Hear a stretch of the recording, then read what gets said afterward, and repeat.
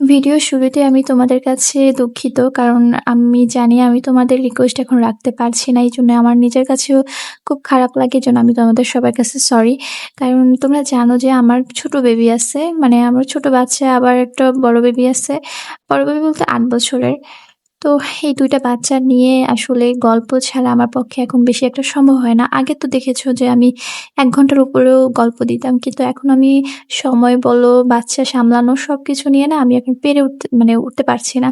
তারপরেও তোমরা অপেক্ষা করো আমার জন্য। আমার এই জিনিসটা আমার কাছে খুবই খারাপ লাগে যে আমি কেন দিতে পারছি না। মানে এই যে দিতে পারছি না তোমাদের জন্য, করতে পারছি না, আমার কাছে এজন্য খুব খারাপ লাগে। তো এইজন্য বলব যে তোমরা প্লিজ কেউ মন খারাপ করো না। আমি জানি একই গল্প অনেকেই ছাড়ে, দরকার হলে ওখান থেকে শুনো। বাট আমি এখন রেগুলার দিতে পারব না। যখন সময় পাবো তখন দিব। জাস্ট আমার মানে চ্যানেলটা রানিং রাখার জন্য এটাই আরকি। তো আমি জানি তোমরা আমার গল্প পছন্দ করো, তাই আমাকে রিকোয়েস্ট করো। তো আমিও তোমাদের কাছে দুঃখিত যে আমি গল্প দিতে পারছি না এইজন্য। তোমাদের কাছে আরেকটা রিকোয়েস্ট প্লিজ, তোমরা কেউ আমাকে ভুল বুঝবা না। আমার যখন সময় হবে আমি অবশ্যই গল্প দিব, যখনই সময় হবে। মানে আমি আসলে গল্প দিতে গেলে দেখা যাচ্ছে যে বেবিকে ঘুম পাড়িয়ে আমাকে গল্প তৈরি করতে হচ্ছে, আর গল্প দিতে, দিতে আবার বেবি উঠে যাচ্ছে। তো এইজন্য দেখা যায় যে আমি গল্পটা শেষ করতে পারছি না। গল্পটা না শেষ করতে পারলে আবার দেখা যাচ্ছে আমাকে আবার যখন সময় হয় তখন দিতে পারছি।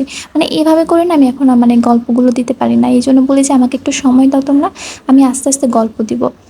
তো চলো আর কথা না বাড়াই। তো তোমরা এইভাবে আমার পাশে থেকো, আমাকে সাপোর্ট করো প্লিজ। কেউ মন খারাপ করো না আমার সাথে, ঠিক আছে? তো চলো গল্পে চলে যাই। সারাদিনের কাঠপোড়া রোদকে বিদায় জানিয়ে ধরণীতে নেমে আসলো শান্ত বিকেল।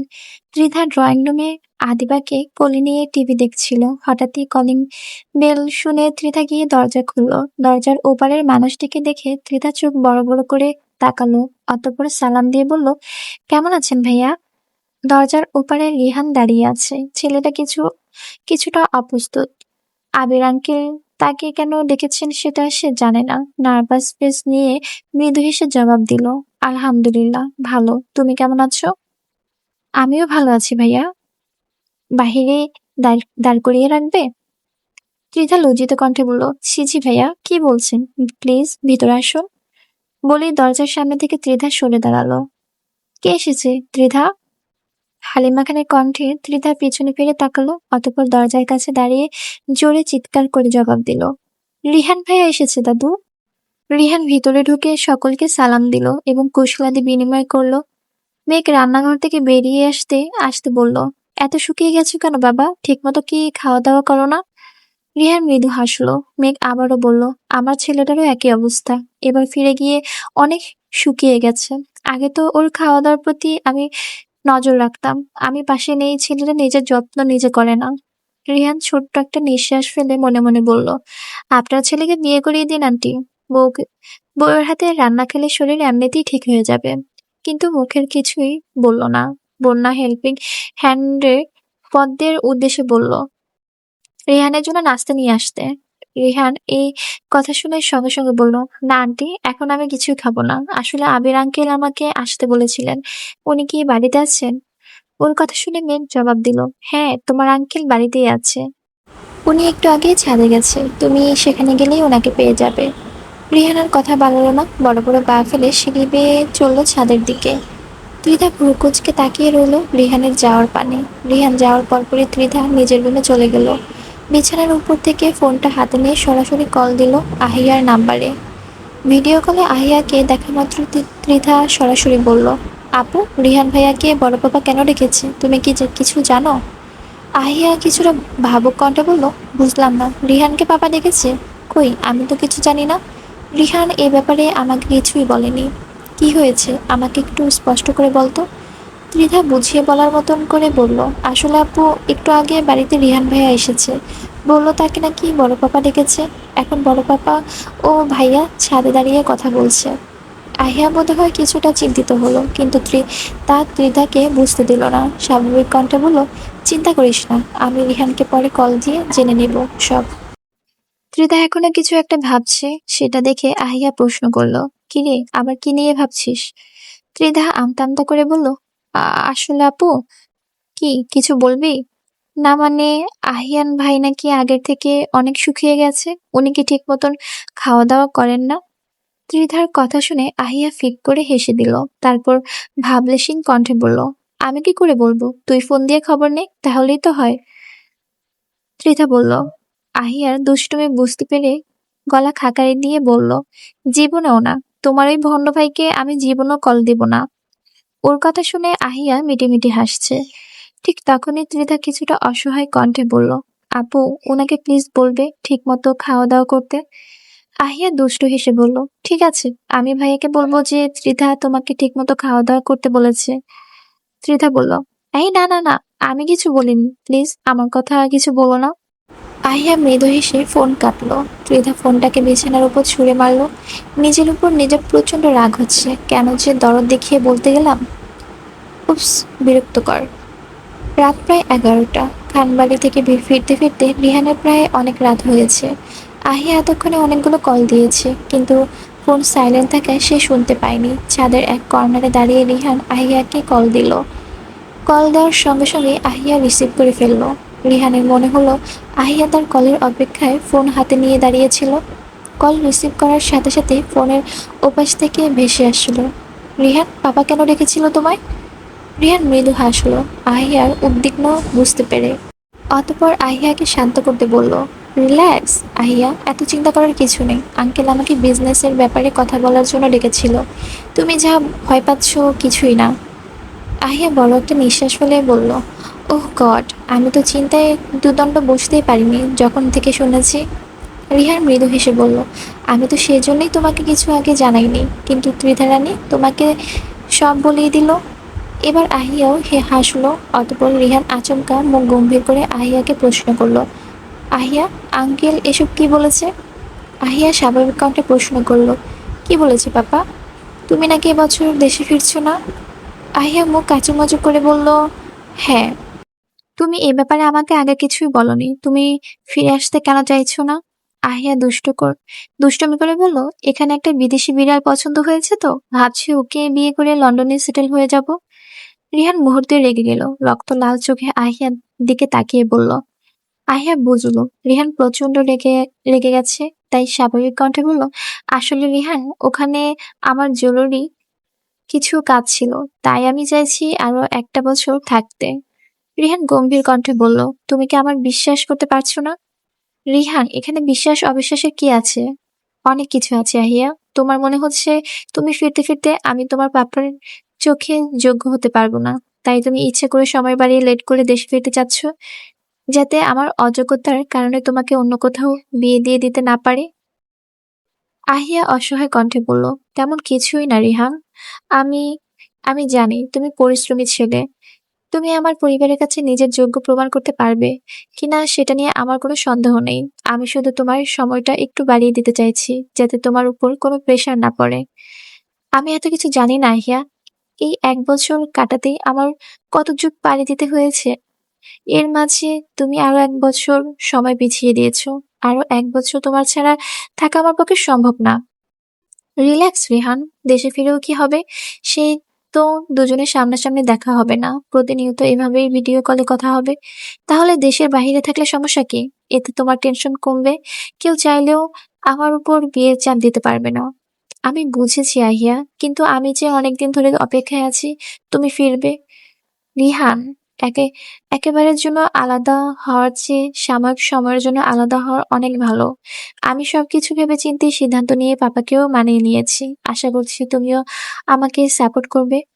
রিহান কিছু পলক তাকিয়ে রইল আহিয়ার ছলছল চোখের দিকে, অতঃপর অসহায় কণ্ঠে বলল, আই মিস ইউ আহিয়া পাখি। Miss you too. কথার মাঝখানে রিহান লক্ষ্য করলো আহিয়ান কল দিচ্ছে, তাই আহিয়ার উদ্দেশ্যে বলল, আমার সম্বন্ধে কল দিচ্ছি, তোমার সাথে আবার পরে কথা হবে, বলে আহিয়ার কল কেটে আহিয়ানের কল রিসিভ করলো। কিরে বন্ধু, হঠাৎ হঠাৎ কই হাওয়া হয়ে যাস? আহিয়ার মৃদু হাসলো, তারপর উত্তর বলল, মরি নাই রে, বেঁচে আছি, তাই একটু হাজিরা দিতে আসলাম। ওর কথা শুনে রিহান সশব্দে হেসে উঠল, তারপর স্বাভাবিক কণ্ঠে বলল, কেমন আছিস? আলহামদুলিল্লাহ ভালো, তুই কেমন আছিস? এই তো আলহামদুলিল্লাহ। তারপর তারপর তোর খবর কি, বল। এই তো যাচ্ছে কোন রকম। তুই তোর কথা বল।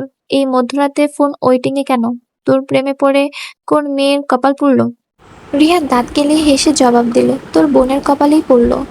আহিয়ান ভুরু কুঁচকে বলল, তুই কিন্তু ভুলেও আমার ত্রিধার পরীর দিকে ফিরে তাকাবি না। দূরে থেকে ওর খোঁজ খবর নিবি, কিন্তু ওর ধারে কাছেও ঘষবি না। রিহান অবাক হয়ে বলল, আস্তাগফিরুল্লাহ, ত্রিধা আমার ছোট বোন হয়। আহিয়ান, তাহলে বাংলাদেশে আমার বোন পেলি কই তুই? রিহান কথা এড়াতে বলল, আমার বউকে তোর বোন বানিয়ে দিয়েছি আর কি। আহিয়ান, ও তাই বল। আমি তো ভেবেছিলাম আগামীকালকেই দেশে ফিরে আসবো। আরে না না, তোকে ফিরতে হবে না। ত্রিধা আমার মায়ের পেটের পাতানো বোন হয়, আর আমি দুষ্টমি করেছি। এক ফ্রেন্ডের সাথে কথা বলছিলাম আর কি। তুই কি আমার থেকে কিছু লুকাচ্ছিস? রিহান কিছুক্ষণ চুপ করে থেকে বলল, হ্যাঁ, কিন্তু একটু একটু। আহিয়ান অবাক কণ্ঠে বলল, তাহলে আমার সন্দেহ সঠিক, তুই রিলেশনে আছিস? হুম, ওকে ভালোবাসি অনেক। আহিয়ার মৃদু হেসে রসিক কণ্ঠে বলল, তোর ভালোবাসা পেয়ে কোন হতবাকি কপাল পুড়ল? একটা ছবি পাঠা, দেখে আমার চক্ষু সার্থক করি। সে হতবাকি কিনা আমি জানি না, কিন্তু আমি ভাগ্যবান তাকে পেয়ে। ও এমজি, এত প্রেম! এখন তো তাকে দেখার ইচ্ছে আমার আরো বেড়ে যাচ্ছে। তাড়াতাড়ি ছবি পাঠা। ছবি নেই? কি বলছিস? এই আধুনিক যুগে তোর ফোনে তোর জিএফ এর পিক নেই? আমি বিশ্বাস করতে পারলাম না। এটাই সত্যি? ভালো, তাহলে বিয়ে কবে করছিস? যেদিন ভিলেন শ্বশুর ও সম্বন্ধের চোখে যোগ্য হব সেদিন। রিহানের এমন কথা শুনে আহিয়ান সশব্দে হেসে উঠল। তারপর হাসতে হাসতে বলল, শ্বশুর আর সম্বন্ধীকে ডিরেক্ট ভিলেন উপাধি দিলি?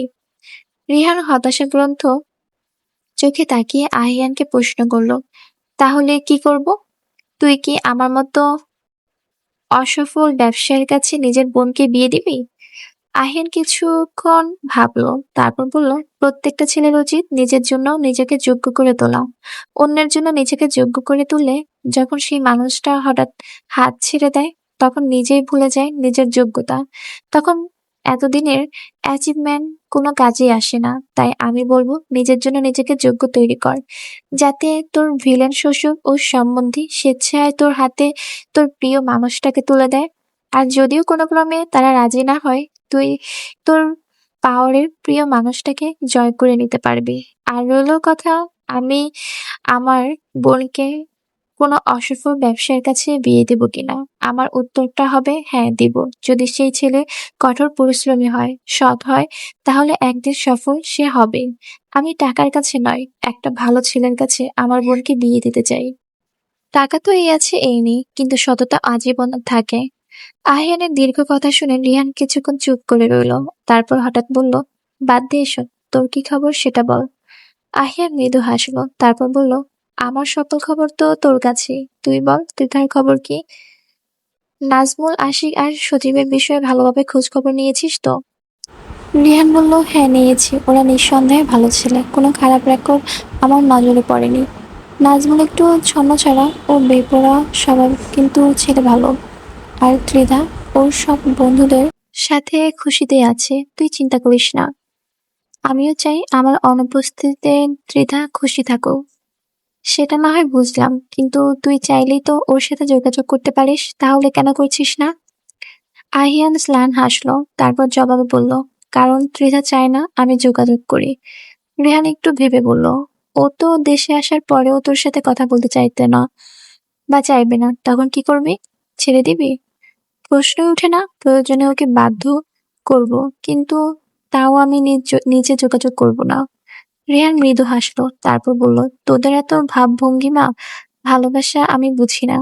আমি আলহামদুলিল্লাহ ভালো আছি। আমার জান আমারে ফোন না দিয়া বাঁচে না, আর আমি তারে ফোন না দিয়া বাঁচি না। আহিয়ান মলিন কণ্ঠে বলল, তোর তো 6 আঙ্গুলের চান কপাল, আর আমারটার দেখ। ফোন কিনে দিলাম কল দেওয়ার জন্য, কিন্তু বছর হইয়া যাইতেছে, একটা কল তো দিলি না। উল্টা আহিয়াকে দিয়ে ফোনটা ফেরত পাঠাইলো। একবার দেশে ফিরিনি, থাপড়ায় ওর ঘাড় তেলামি ছাড়ামু। ওর কথা শুনে রিহান আবারও হাসলো। এভাবে অনেক রাত পর্যন্ত চলল দুই বন্ধু দুষ্টু মিষ্টি আড্ডা। দেখতে দেখতে আজ শুক্রবার। ত্রিধার ইচ্ছা না থাকা সত্ত্বেও যেতে হচ্ছে সকলের সাথে বাণিজ্য মন্ত্রীর বাড়িতে। সাথে যাচ্ছে আবির, মেঘ, তানবীর, বন্যা ও আদিবা। আদিও রায়কেও যেতে বলা হয়েছিল, কিন্তু আদি জানিয়েছে সে যেতে চায় না, তার জরুরি কাজ আছে। তাই শুধু আদিবাকেই নিতে হলো। গাড়ি ঢুকলো মন্ত্রীর বাড়ির বিশাল সিংহ মুখওয়ালা গেট দিয়ে। ওদের দেখেই কয়েকজন এসে এগিয়ে এসে বাড়িতে ভিতরে ঢুকলো। অনেক বছর পর আবির ও তানবীরের সাথে দেখা হওয়ার মন্ত্রী সাহেব অনেক খুশি। আগের মতন তরতাজা দেহ এখন আর নেই। বয়সের ভারে উনি অনেকটাই নেতিয়ে পড়েছেন। পাশে দাঁড়িয়ে আছেন ওনার একমাত্র ছেলে। সবাই যখন পরিচিত হচ্ছিল, ত্রিধা তখন চারপাশে তাকিয়ে বাগানের ফুলগুলো দেখছে। আচমকা তাকিয়ে দেখলো সবাই সামনে এগিয়ে যাচ্ছে, তাই সেও নিল নীল রঙের গাউনটা হালকা উঁচু করে বড় বড় পা ফেলে হাঁটলো সামনে। ত্রিধা আজ হালকা পাথরের সুন্দর একটা নীল গাউন পরেছে, তার সাথে ম্যাচিং গর্জিয়াস হিজাব। তবে নিজেকে সাজিয়েছে, চেহারায় কোনো অত্যধিক প্রসাধনী নেই, তবুও মেয়েটাকে নীল গাউনে ও হিজাবে দুর্দান্ত সুন্দর লাগছে। ওদের সবাইকে বিশাল ড্রয়িং রুমে সোফায় বসানো হলো। পুরো বাড়িটি আধুনিক ডিজাইনে খুব সুন্দর করে সাজানো। বড়রা কথা বলছে, কিন্তু ত্রিধা এসব বিরক্ত লাগছে, তাই এদিক সেদিক তাকাচ্ছে। মন্ত্রী সাহেব আচমকা কাউকে ইশারা করে বলল, ও আমার একমাত্র নাতি এহসান নেওয়াজ, সিআইডিতে কাজ করে, ডেপুটি ইন্সপেক্টর জেনারেল, ডিক আইসিআইডি। এহসান নেওয়াজ সবাইকে সালাম দিয়ে আবির ও তানবীরের সাথে হ্যান্ডশেক করলো।